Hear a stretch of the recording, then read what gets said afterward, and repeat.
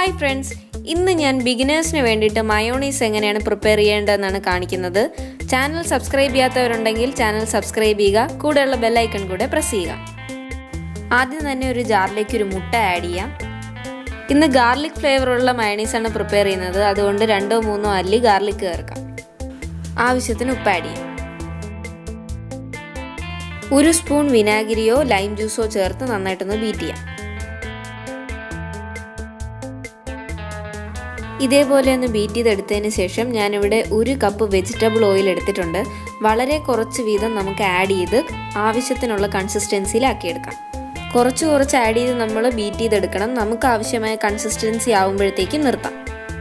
ഇതേപോലെ consistency change ചെയ്ത് വരും.